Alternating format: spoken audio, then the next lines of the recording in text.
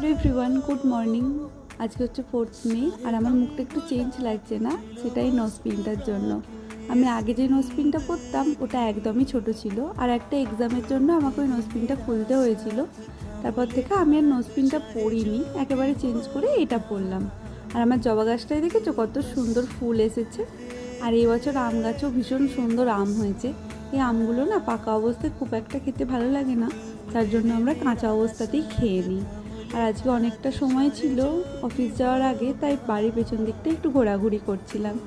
এরপরে এসে একটু চা খেয়ে নিলাম। আমাদের বাড়িতে দুবার চা হয় সকালবেলা, একবার লিকার চা হয়, তারপর আবার একবার দুধ চা হয়।